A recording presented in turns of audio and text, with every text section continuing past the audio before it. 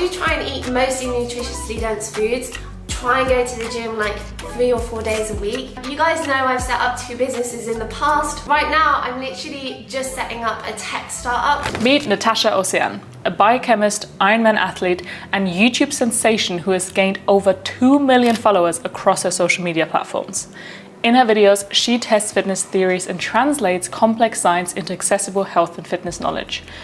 But she's not just a content creator. She runs multiple businesses, completes insane challenges like running for 24 hours straight, tackles military fitness tests, and somehow runs ultramarathons without any training. In the health, wellness, and fitness space here on YouTube, it is safe to say that she has become quite the role model and inspiration for so many of us. So naturally, I was absolutely gutted when I found out that she was quitting YouTube, at least for now. But the question that remained was, how on earth does she do it all? And how can she keep up with this lifestyle with seemingly limitless energy? I went deep, diving into interviews with her, re-watching almost all of her content for the second time or third, analyzing all those videos, and studying her every move to uncover what her secret is to endless energy. And what I discovered are lessons, mindsets, and behaviors that we can all learn from. Now, these secrets go way beyond the basics. Of course, she fuels herself right, eats mostly whole foods, maintains balanced meals, exercises regularly, gets lots of sunlight exposure, loves being outdoors, and even has an evening wind-down routine. But honestly, all these tips are almost a given. We all know that they're crucial for well-being and your energy levels. And if you're doing the things that Natacha Oceane is doing, those are just basic requirements at this point. She even admits this herself.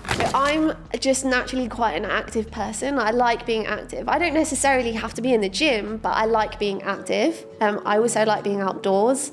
And yeah, I function so much better if I sleep better. So yeah, those three those things. Basic things, yeah. Yeah, those basic things. Like, yeah. I think that's why I really like your office. Oh. It's why I like the place that I chose to live in, because it's got lots of light, and I don't feel like I feel like I can see the outside, and it might not make a big difference for other people, but for me it really makes a difference.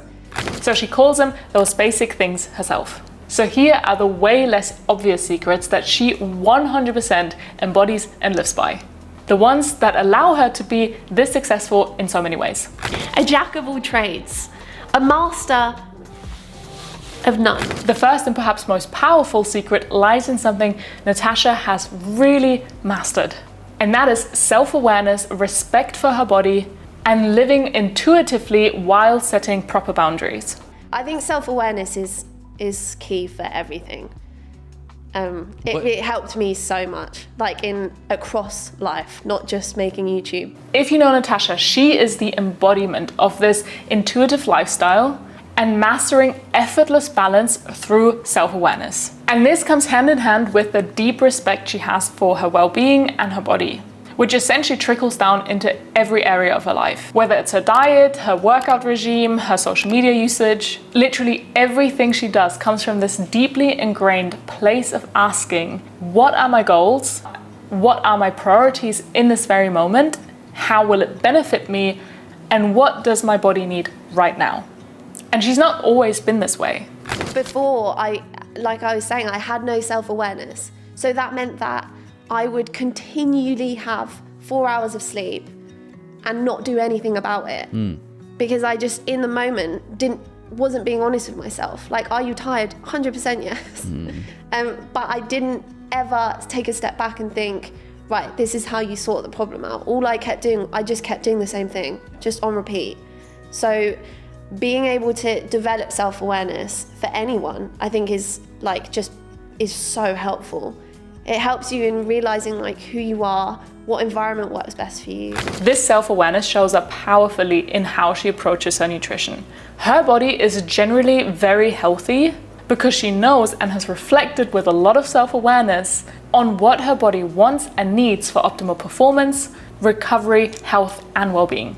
I'm literally just listening to my internal hunger cues. So I eat when I'm hungry, stop when I'm full. But some days I'm not as hungry, some days I'm way more hungry. I just go with the flow. And that means that over the course of a week or a month, that can really change, and there's fluctuation there. This means she allows herself the occasional sweet treats, she never restricts, and also never eats the exact same meal over and over again, just to hit the perfect macros and micros.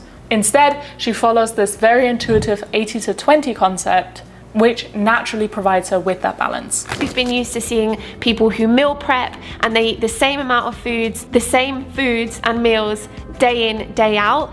That's just not my approach. Food is my fuel, and I want to make sure I have the right amount of energy to keep developing in my workouts and also to fuel the other work that I do. So for me, it's more important just to listen to my energy levels and my hunger cues rather than try and predict my energy requirements. And the same principle applies to her training. She incorporates everything that brings her joy and makes her feel the best and strongest, but equally listens to her body and allows her to rest and recover whenever needed. She pushes herself to insane limits, but never goes beyond what would cause harm. Even with work, she's admitted that there are times when that becomes her sole responsibility. But she acknowledges it, she lets it happen, does what's necessary, but then comes back to a state of balance again. Like in the last 6 months, when I wasn't posting YouTube videos, I was working a disgusting amount. It was disgusting. And I wasn't getting enough sleep, and I wasn't working out how I usually work out, and I wasn't doing all these things. And I was self-aware because I knew that that was an unsustainable way to work. And so what can I do about it? I knew that I had to work in that way, but it wasn't something that was sustainable. And so I need to find a solution to start to bring that back in. And that self-awareness that we're talking about also extends into her social media usage, where she says she's barely even using social media other than creating her content because she knows it doesn't make her feel good. The same with setting boundaries in general. I'm more of an introvert as well, so surrounding myself by lots of people doesn't help me. I like sometimes just having real alone time or just being around people who just don't draw lots of energy out of me. And I think being self-aware, you can be honest with yourself and manage your life so that things work better for you. So the first takeaway here is that her strong self-awareness, her intuitive lifestyle, and her respect for her body and well-being has helped her achieve incredible balance, which in turn gives her much more time to do all these things. She has accepted that having a balanced diet, a balanced workout regime, work-life balance doesn't mean you're always eating the same thing or always eating the same amount of calories or doing the exact same workout split each week, or dividing your time perfectly between work and life. Instead, it means that some days can look completely different to others, but in the end, you have these two extremes that balance each other out and create sort of your baseline of operating. I don't think that balance is something that I practice I practice it every day, but I don't have balance every day. No. In the sense that I don't get my workout in, I don't get my rest time in, I don't get my every day. It doesn't work that way. It's kind of snakes around, and you go through moments of imbalance and moments of balance, and then in the middle you go through moments of imbalance, you go through moments of on both extremities, and in the middle you find balance. Okay. And that can be over the course of a month or a year. This I have found so incredibly true in my own life. Balance is anything but this perfect daily formula. It's really more like something that ebbs and flows. There are days or even weeks where I don't follow my habit tracker meticulously, where I don't work out exactly 4 times a week, or where I hyper focus on a work project because that's just something I have to prioritize that week. And on the other hand, there are some weeks where I have extra energy, so I get an additional workout done, or smash out all the positive affirmations and spend tons of times outside.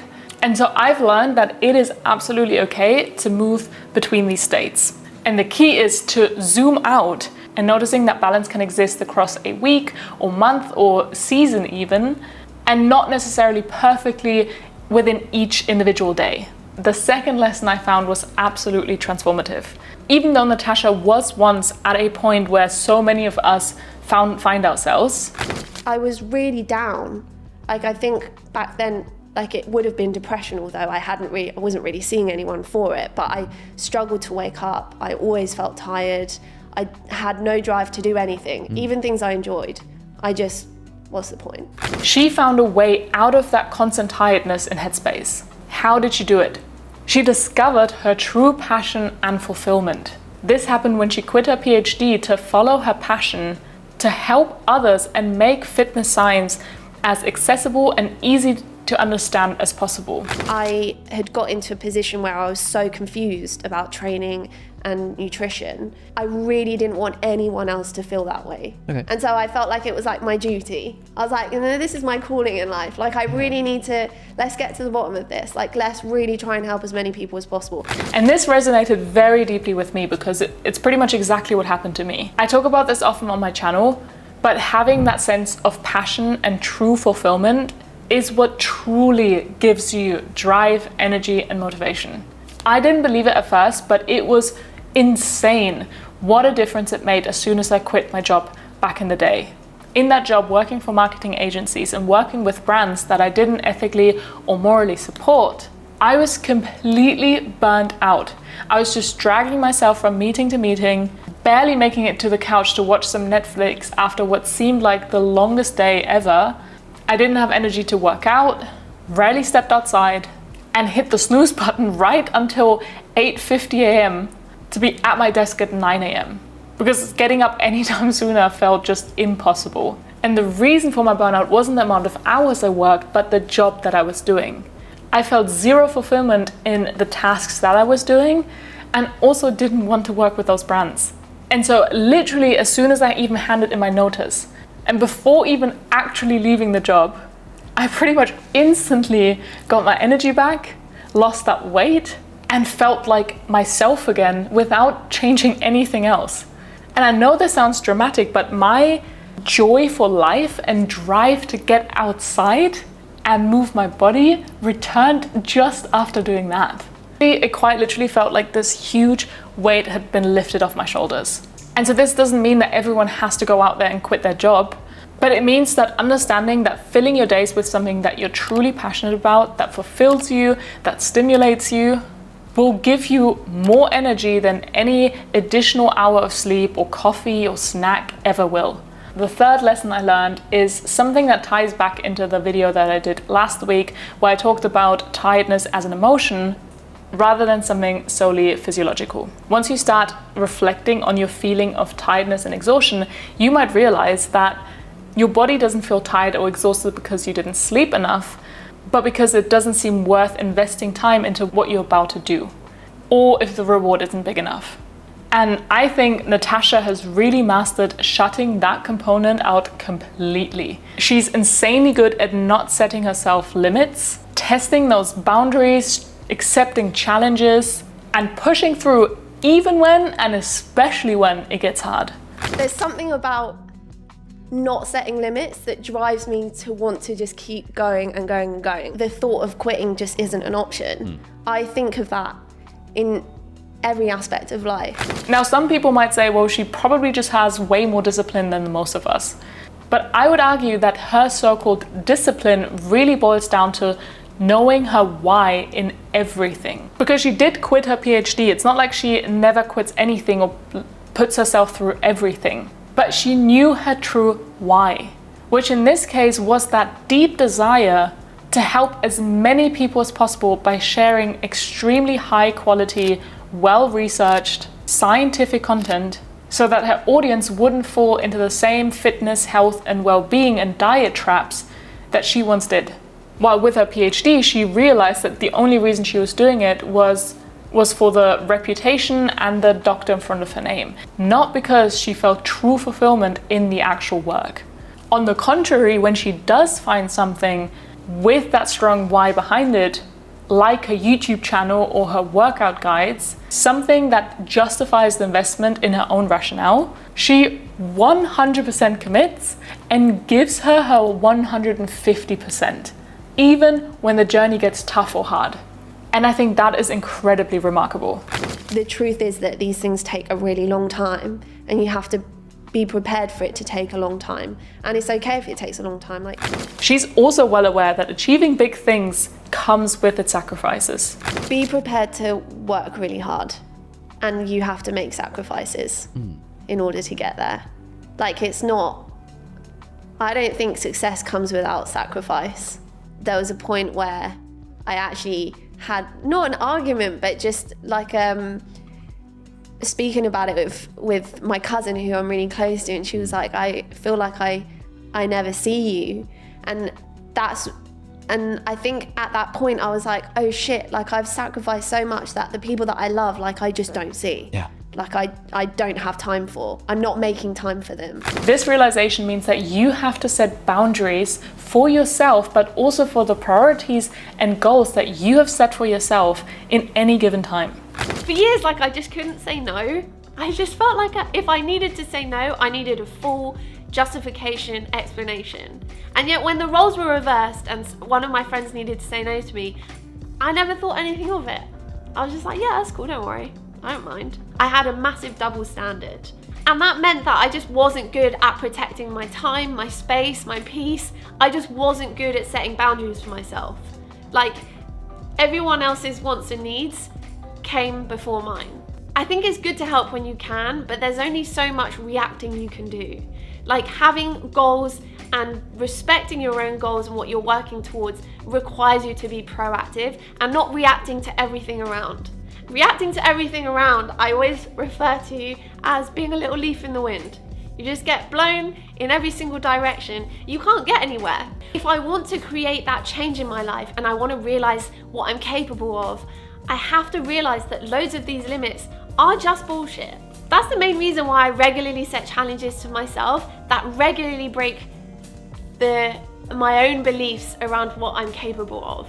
Like, I set myself that 24-hour run challenge where I ran for 24 hours straight with barely any practice, not to show to myself that I can run, but to remind myself that if I'd said I couldn't do it, I would have been completely making it up.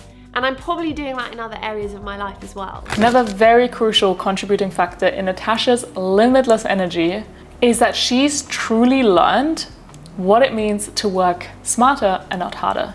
What it means to be more efficient and make most of the little time that she has. One way to do this is simply cutting your workload, which requires identifying tasks that are necessary and which ones are just a waste of time and should be dropped. Being really smart with how you work and spending time doing the right things. I'm not gonna make a ton of fitness videos around Christmas time. Waste of time. Complete waste of time. Yeah. January, okay. March, okay. But like around Christmas time, like I'm just not gonna stress myself out with stuff that people just aren't interested.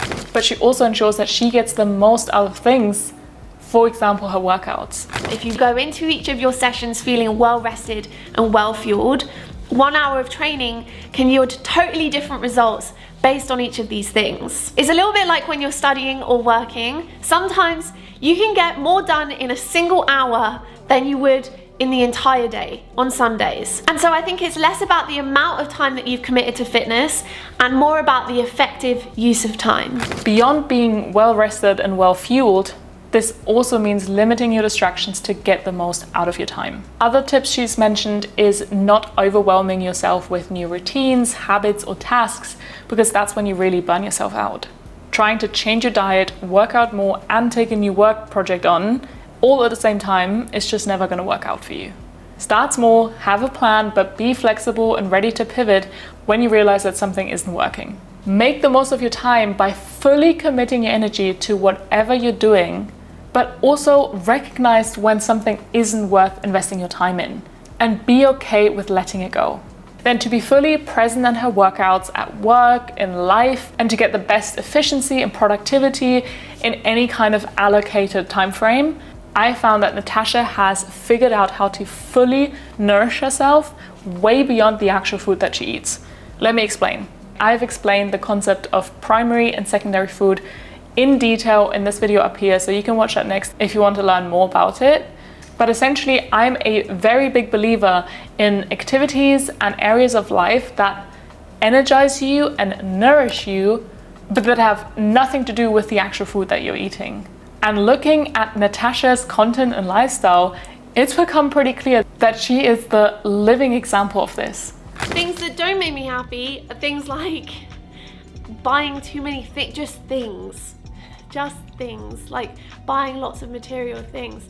Doesn't actually make me happy in the long term. My PhD that I was doing to impress everyone, I just wanted the doctor at the start of my name. I wanted to go to a prestigious school. Instead, she knows and prioritizes all the things in life that make her truly happy and that boost her joy and excitement. I ended up teaching myself quite a bit of graphic design last year, photography as well, because I really love photography. She doesn't stop at traditional gym workouts, but always moves her body in ways that feel good to her, that bring her joy, that are exciting, all while never losing fun and creativity in it. Just keep my eye on the prize. And the prize is living life fully and having the energy to do it. So to summarize, here is Natacha's secret to limitless energy. Step number 1, find your true passion. This reignites your motivation and life energy, which is that initial spark that gets you going in the first place. Step number 2, build self-awareness and respect for your body. This will help you focus on what truly matters right now, so you can invest your energy wisely. Step number 3 is listen to your intuition. Let go of rigid routines and flow with your priorities and goals. It's okay to shift focus and let less important things wait. Step number 4 is setting clear boundaries. Protect your priorities and stay committed to your why. Push through tiredness when the reward matters and is worthwhile. Step number 5, work smarter, not harder. Make every workout and work session efficient. Quality over quantity really matters here. And lastly, step number 6, prioritize rest and fun. Recharge fully with activities that bring you joy. Whether it's skating, something creative, quality time with friends, family, or your partner, it will fuel better performance than non-stop effort without any breaks.